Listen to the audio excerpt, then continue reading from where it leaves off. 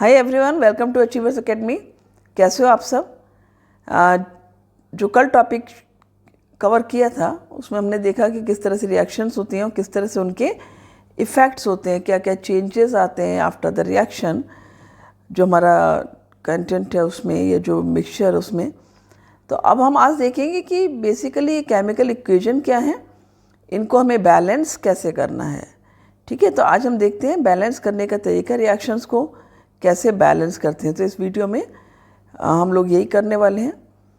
तो let's start with now see first topic is chemical equations. So first of all start writing chemical equations. अब ये chemical equations as you saw कि ठीक है, जो magnesium है, मैग्नीशियम ने रिएक्शन किया ऑक्सीजन से and then it forms magnesium oxide. ठीक है, इट फॉर्म्स MgO। हमने ये रिएक्शन देख ली। अब if I say in words that magnesium reacts with oxygen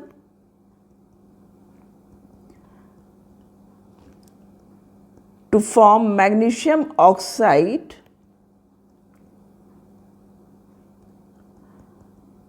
तो ये बहुत लंबा हो जाता है, इट बिकम्स लैंदी। तो क्या होता है, हम इसको कैसे शॉर्ट में कर सकते हैं? हम इसको इतना लंबा बोलेंगे, उसकी जगह हम क्या कर सकते हैं, हम इसको वर्ड इक्वेशन फॉर्म में लिख सकते हैं। हम कैसे लिख सकते हैं इसको? वी कैन राइट लाइक, हमने लिखा पहले मैग्नीशियम प्लस हमने कर दिया यहाँ पर ऑक्सीजन गिव्स मैग्नीशियम ऑक्साइड।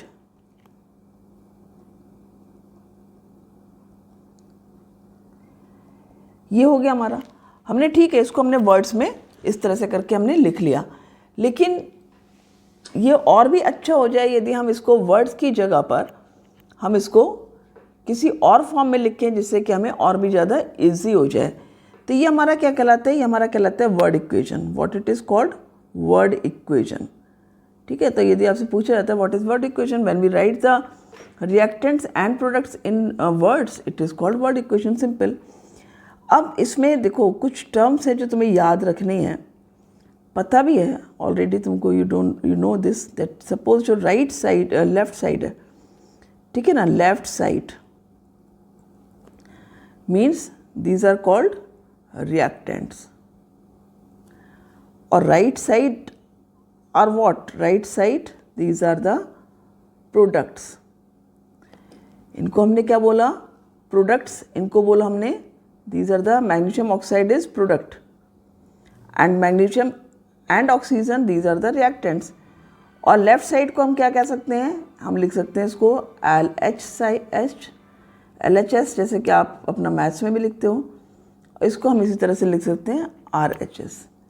ठीक है, यदि हमारे रिएक्टेंट्स में या प्रोडक्ट्स में हमारे ज़्यादा सब्सटेंसेस हैं तो हम बीच में उसमें प्लस का साइन करेंगे, और एक ही बीच में in between the reactants and products we will put an arrow also. ठीक है, तो ये हमारा है एक तरीका जिसमें हम लिखेंगे वर्ड इक्वेशन। अब दूसरा आता है आपका, हम वर्ड इक्वेशन में लिख लिए। वर्ड इक्वेशन के अलावा हम और कैसे रिएक्शन को लिख सकते हैं कि हम और भी इसको सिंपल कर पाएँ। ठीक है ना, तो उसके लिए क्या, we can write like heading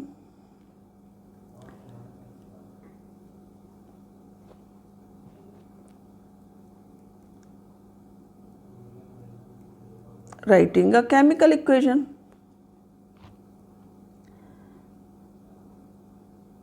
जैसे जैसे मैं पढ़ा रही हूँ, प्लीज़ मेरे साथ साथ आप करते जाना अपना, आपको इंटरेस्ट तो आएगा ही, समझ में सब कुछ आएगा और रिवीजन करना और आसान हो जाएगा। ठीक है, लर्निंग आसान हो जाएगी। अब शॉर्टर वे क्या हुआ, यदि मैंने मैग्नीशियम ऑक्सीजन और मैग्नीशियम ऑक्साइड को उनके सिंबल्स या फॉर्मूला में लिख लिया, यदि हम instead of words if we use the formula और the symbols we can concise the reaction. ठीक है ना, so chemical reactions, chemical equations can be more concise and useful if we use the chemical formula rather than words. So what we can write here, that a chemical equation represents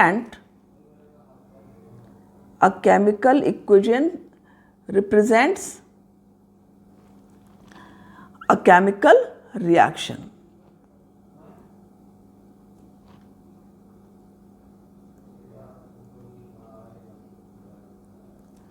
ठीक है, अब देखो हमने की थी reaction magnesium और oxygen की, तो हम मैग्नीशियम का फॉर्मूला होता है हमारा Mg. ठीक है, the formula of magnesium is Mg and the formula of oxygen is O2. So magnesium is Mg, oxygen is O2, it forms magnesium oxide, and what is magnesium oxide? That is MgO, right? तो ये हमने reaction लिख दी. अब आपको क्या करना है, you have to count the number on LHS side as well as RHS side. किसका काउंट करना है नंबर हमको? एलिमेंट्स का और एटम्स का. अब if I see LHS side, यदि मैं मैग्नीशियम का हूँ तो ये 1 है, RHS साइड भी मैग्नीशियम आपका 1 है. लेकिन यदि मैं ऑक्सीजन की बात करती हूँ, ये LHS साइड आपका 2 है, लेकिन इधर ये L है. So if what you can write, if the number of atoms of different elements is same on both the side. ध्यान रखना है, यदि दोनों साइड सेम है number, same on both the side, both the side क्या है आपका? LHS as well as RHS. ठीक है ना? Then the reaction is called a balanced reaction. Then the reaction is called a balanced chemical equation.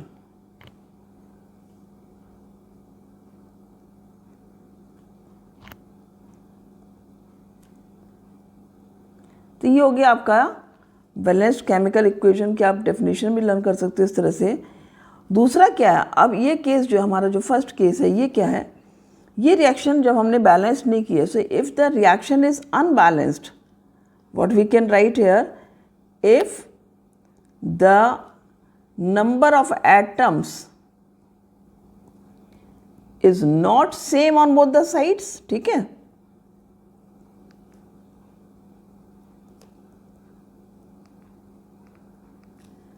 means the reaction is unbalanced.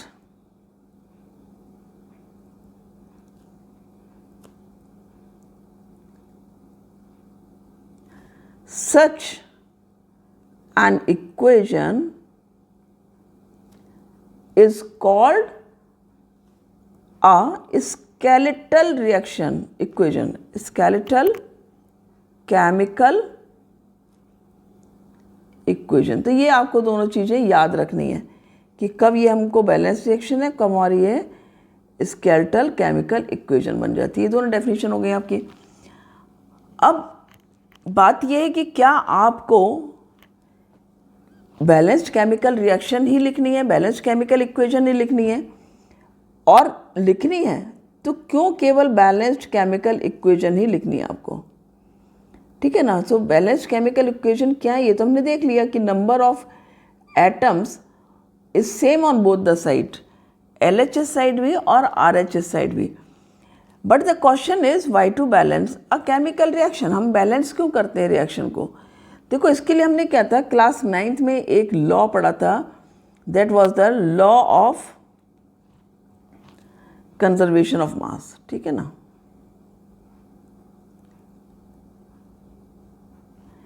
इस law से हमें क्या पता लगा था? What is this law? That in any reaction, कोई भी reaction हो, व्हेन अ रिएक्शन हैपेंस, और you can write in any reaction, mass can neither be created nor destroyed. ठीक है, तो क्या है, हम जब कोई भी केमिकल रिएक्शन लिखते हैं या जब कोई केमिकल रिएक्शन होती है तो हमें क्या ध्यान देना है कि जो केमिकल रिएक्शन हुई है उस दौरान ना तो आपका जो मास है वो क्रिएट होगा और ना ही ये डिस्ट्रॉयड होगा। ठीक है ना, तो ये एक आपका रूल है, एक लॉ है। तो उसकी वजह से क्या, हमें दोनों साइड LHS साइड और RHS साइड हमको जो आपके रिएक्शन का जो कंटेंट है उसको देखना है कि मास हमारा या नंबर ऑफ एटम्स हम काउंट करेंगे और हम नंबर ऑफ एटम्स काउंट करके कहेंगे कि हाँ ये हमारा दोनों ओर सेम है, नहीं है तो हम उसको बैलेंस करेंगे। तो यहाँ पर हमें बैलेंस करना पड़ता है। अब हम चेक कैसे करेंगे कि whether the reaction is balanced और नॉट। हमें इसको चेक करना भी बहुत ज़रूरी है कि रिएक्शन बैलेंस है या अनबैलेंस्ड है। फॉर एग्जाम्पल हम एक रिएक्शन लिखते हैं Zn प्लस H2SO4। ठीक है ना, ये दोनों रिएक्ट कर रहा है और क्या बन रहा है आपका after the reaction, it forms ZnSO4 plus H2। तो इस रिएक्शन में हम क्या करेंगे, हम कैसे देखेंगे कि रिएक्शन आपकी जो है वो बैलेंस है या नहीं है। तो यहाँ पर एक टेबल, जैसे मैंने ऊपर भी आपके लिए फॉर्म किया है उसी तरह से हमेशा एक टेबल बनाना ध्यान रखना। हमने लिखा एलिमेंट, हमने लिखा LHS और RHS, मीन्स जो भी एलिमेंट है उसके कितने एटम्स LHS साइड होंगे और कितने RHS साइड होंगे। अब ये हमें बहुत आसानी से हम काउंट कर सकते हैं। हमारे पहले देखना है एलिमेंट क्या है। फर्स्ट एलिमेंट हमारा हो जाता है जिंक, हमने लिख दिया जिंक। सेकेंड है हमारा H, हमने H लिख दिया। थर्ड है हमारा S and fourth one element है O। अब हम क्या करने जा रहे हैं, हम नंबर ऑफ एटम्स लिखेंगे। Very good. तो हमने Zn का क्या है, हमारा LHS साइड 1 है। RHS साइड क्या है, RHS साइड भी तो 1 ही है ना। ठीक है, हाइड्रोजन, हाइड्रोजन क्या है,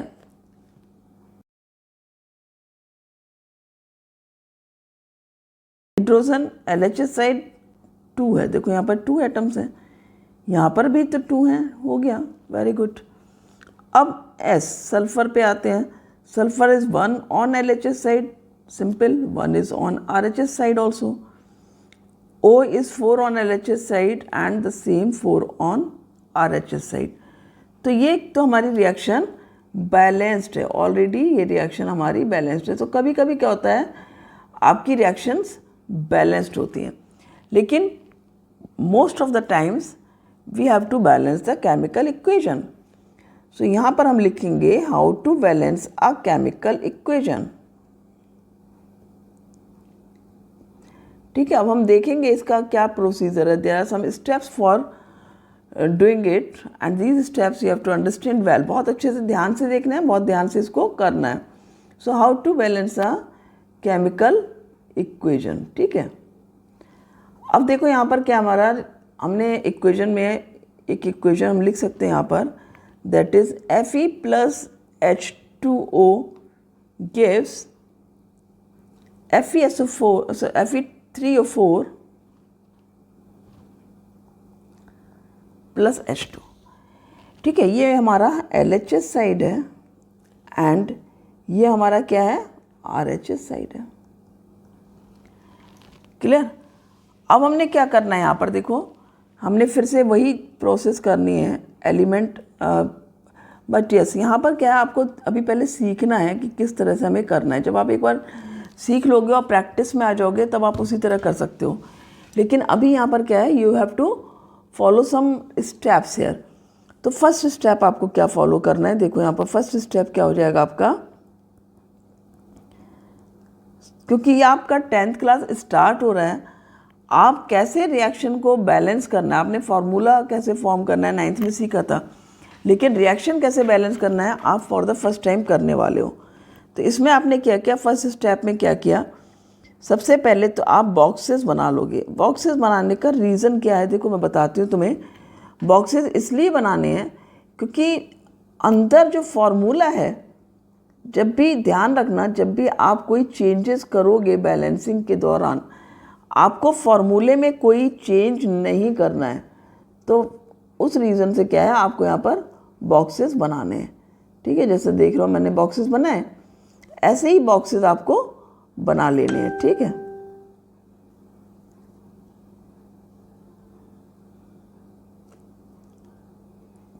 अब जो भी हमें लिखना होगा नंबर ना, उसको हमें बाहर लिखना है। तो अब हम क्या करेंगे, अब हम करेंगे कि हम एलिमेंट लिखेंगे। यहाँ पर हम यहाँ पर LHS साइड और RHS साइड उनके नंबर लिखेंगे, ठीक है। तो हमारे एलिमेंट कौन कौन से हैं देख लेते हैं। यहाँ पर आयरन है फर्स्ट एलिमेंट, सेकंड हाइड्रोजन है, थर्ड ऑक्सीजन है।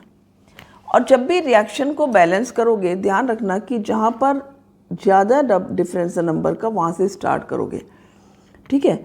आयरन हमारा LHS साइड 1 है, पहले हम LHS साइड देख लेते हैं। हाइड्रोजन हमारा LHS साइड 2 है, ऑक्सीजन हमारा LHS साइड 1 है। अब हम आते हैं RHS साइड। आयरन हमारा यहाँ पर 3 है और हाइड्रोजन हमारा यहाँ पर 2 है, ऑक्सीजन हमारा यहाँ पर 4 है। तो देखो हमारा सबसे ज़्यादा डिफरेंस कहाँ पर है, ऑक्सीजन में है। तो हम कहाँ से स्टार्ट कर सकते हैं इसको, ऑक्सीजन से, ठीक है। अब हम क्या करने वाले हैं, यहाँ पर हम यहाँ पर फिर से इसी स्टेप को लिखेंगे फॉर ऑक्सीजन, ठीक है ना। तो नंबर ऑफ एटम्स ये हमारा हो गया, देखो ये हमने फर्स्ट स्टेप किया था, ये मेरा हो गया सेकेंड स्टेप,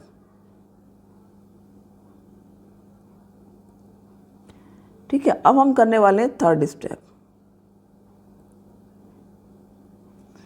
थर्ड स्टेप में क्या लिखेंगे हम, नंबर ऑफ ऑक्सीजन। पहले हम किसको करने वाले हैं, ऑक्सीजन को। On LHS side and on RHS side कितना है।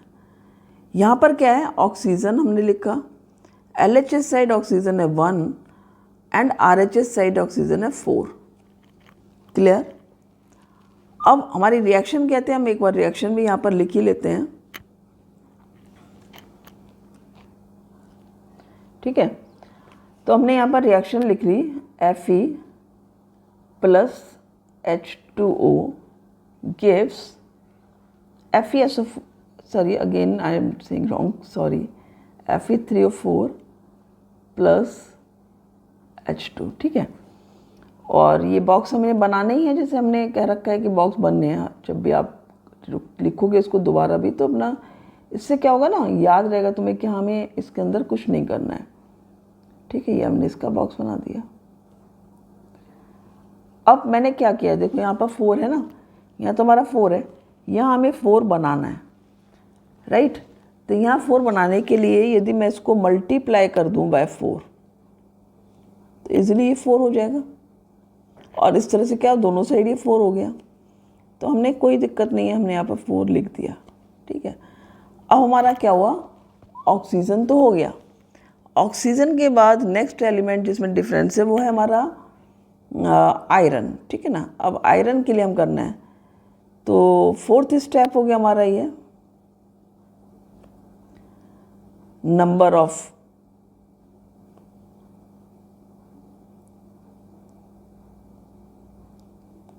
एटम्स ऑफ Fe, ठीक है ना। LHS साइड साथ ही हमने लिख दिया RHS साइड है। अब देखो यहाँ पर हमने देखा रिएक्शन में हमारा क्या है, ये देखो 1 हमारा है आयरन ऑन LHS साइड और 3 हमारा ऑन RHS साइड। तो क्या कर सकते हैं इसको बेटा, we will just multiply it by 3 this side. अब यदि मैंने इसको इधर से मल्टीप्लाई किया तो क्या हो गया, यहाँ पर रिएक्शन लिख लेते हैं, Fe प्लस H2O, ये था ना हमारा, यहाँ पर ये 4 था, अब हमारा यहाँ पर भी 3 बन गया, ठीक है। और उधर हमारा क्या था, Fe3O4 plus H2,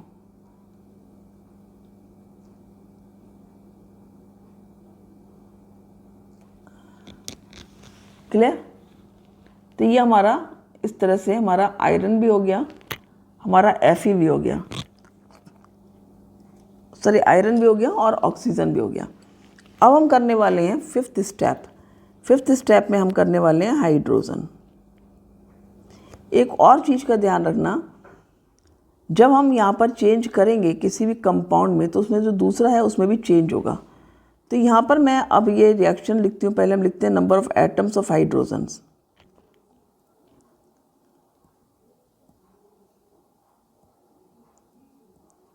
on LHS side and on RHS side. अब देखो हाइड्रोजन हमारा LHS साइड कितना हो गया। अब हम इस रिएक्शन में जो हमारी रिएक्शन अब बन के जा रही है उसमें देखेंगे 4 2 8, यहाँ पर ये 8 है और यहाँ पर कितना है ये हमारा RHS साइड केवल 2 ही है। तो जब ये हमारा केवल 2 है तो हम इसको क्या करेंगे, हम इसको मल्टीप्लाई करेंगे by 4 to get 8। Very simple, बहुत आसानी से। तो यदि मैं यहाँ पर 4 लिख देती हूँ तो मेरा यहाँ पर 8 हो जाता है। तो इसको फिर से एक रीराइट करते रिएक्शन को, 3 inside the bracket this is Fe plus then again 4 and this is H2O, right, box के अंदर। देन द रिएक्शन में हमारा क्या हुआ, Fe3O4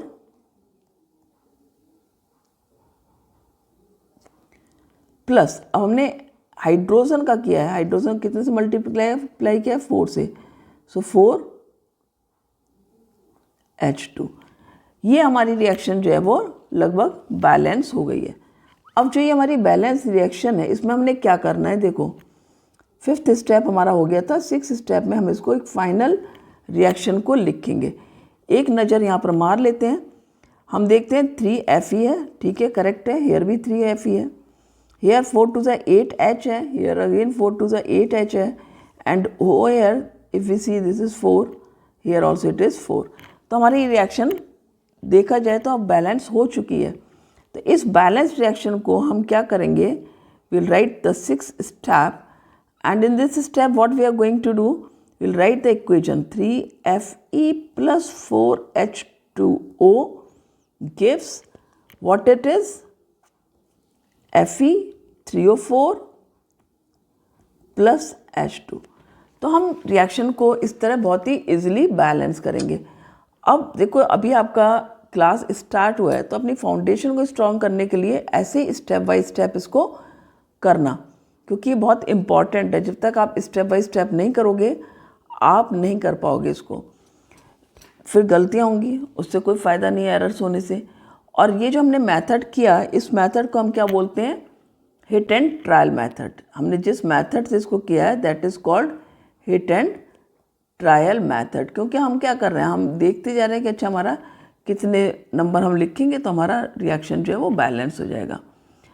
अब जो 7th स्टेप है रिएक्शन का वो क्या है, देखो जब भी हम कोई केमिकल इक्वेशन लिखते हैं तो उसका 7th स्टेप जो है that is again very important.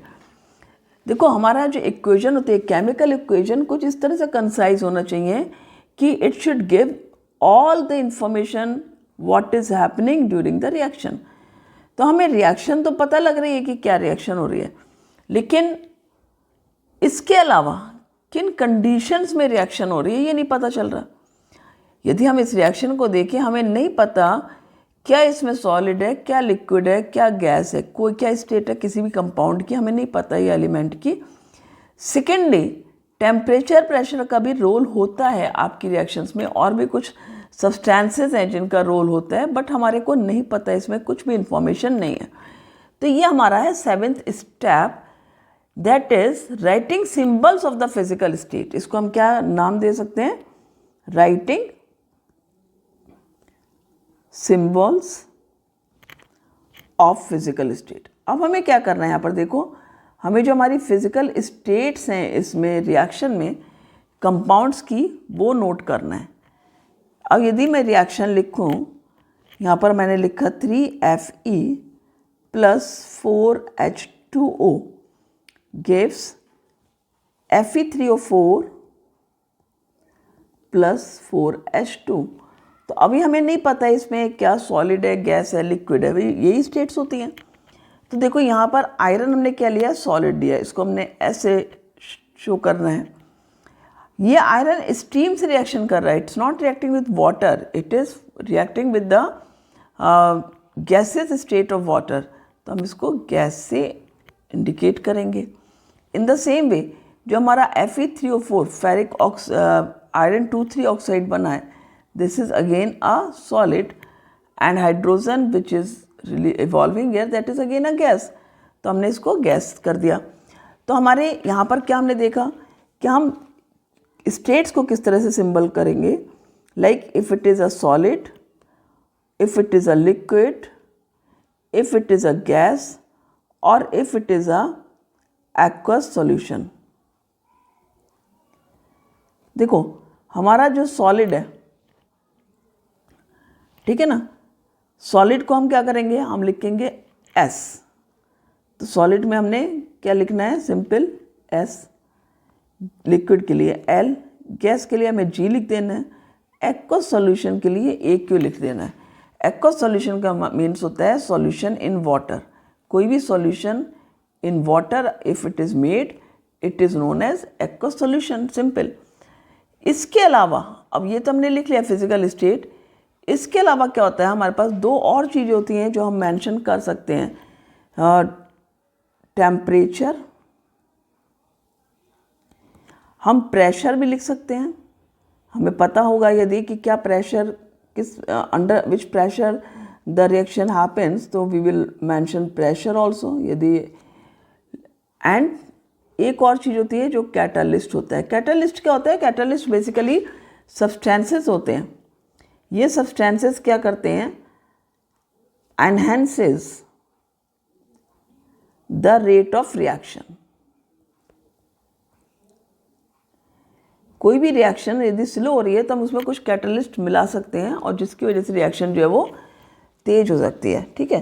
तो एक और चीज़ हमें ध्यान रखने वाली बात है कि ये जो हम रिएक्शन लिख रहे हैं इसमें जो हमारा जो हम ये सब कैटलिस्ट, प्रेशर या टेम्परेचर इंडिकेट करेंगे ये हम एरो के ऊपर करेंगे, ठीक है। We will not write in the reaction. इन कैटलिस्ट का भी पार्टिसिपेशन नहीं होता है, ये सिर्फ हमें इनकी प्रेजेंस चाहिए होती है।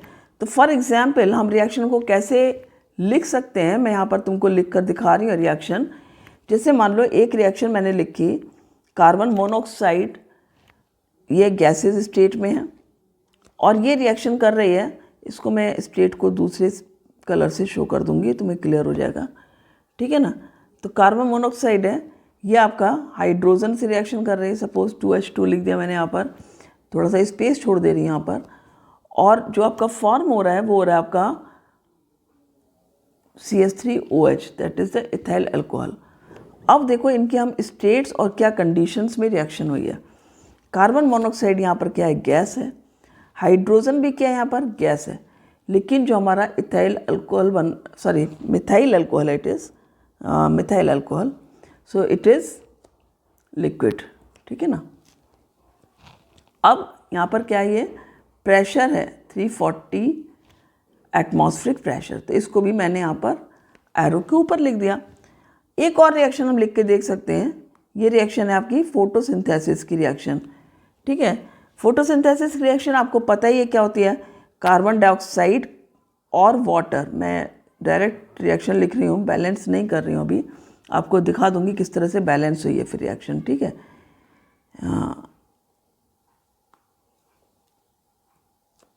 अब यहाँ पर क्या है आपका C6H12O6 plus O2 and plus H2O, 6O2 है और 6H2O है। ये रिएक्शन आपकी किसकी प्रेजेंस में होती है, आपकी क्लोरोफिल। तो ये भी हमें कहाँ लिखना है, ऊपर लिखना है एरो के। और हमारा क्या जरूरी है यहाँ पर, सनलाइट। तो एक चीज़ हमें ऊपर लिख देनी है, सिंपल सी बात है। एक चीज़ नीचे लिखे, हमें इधर राइट साइड और लेफ्ट साइड नहीं लिखना है। सेकेंड थिंग, अब which are the states of these substances. Carbon dioxide यहाँ पर एक्वस फॉर्म में है, उसी तरह जो आपका वाटर है वो आपका लिक्विड फॉर्म में है। ग्लूकोज जो फॉर्म हुआ है that is again in aqueous form होता है। और जो आपका ऑक्सीजन है वो भी आपका एक्वस फॉर्म में है और ये वाटर भी लिक्विड फॉर्म में है। तो अब क्या हुआ, देखो ये रिएक्शन, दोनों रिएक्शन यदि आप देखोगे तो ये कंप्लीट रिएक्शन है, कंप्लीट केमिकल इक्वेशन है। And these are giving information of each and everything, which are the reactants here, which are the products here, under which conditions the reaction has taken place, and what is the physical state of each and every compound. तो ये हमारी एक complete balance equation है। लेकिन साथ ही मैं यहाँ पर ऐड करना चाहूँगी बेटा, कई बार क्या होता है कि you questions like balance the chemical equation, and at that time you will balance the chemical equation, don't write the physical states. देखो आपसे जितना पूछा जाएगा ना उतना लिखोगे ज़्यादा अच्छा है। आपने एक्स्ट्रा लिखा, सही लिखा तो मार्क्स नहीं कटेंगे, लेकिन आपने यदि रॉन्ग कर दिया वहाँ पर तो आपके मार्क्स कटेंगे। तो बेटर है स्टेट्स आप तभी लिखोगे when it is asked, otherwise there is no need to write states कि एक्वस है, लिक्विड है, सॉलिड है, गैस है, राइट। तो यहाँ पर आज हमने ये टॉपिक कवर कर लिया है कि किस तरह से हमें केमिकल इक्वेशन क्या है, क्यों बैलेंस करना है, ठीक है। इसको पढ़ना अच्छे से, वीडियो अच्छे से देखना। Thank you for watching the video, और कमेंट करके बताना कैसा लगा। कोई क्वेरी हो तो पूछना ज़रूर, और यदि चैनल अभी तक सब्सक्राइब नहीं किया है तो सब्सक्राइब भी कर लेना।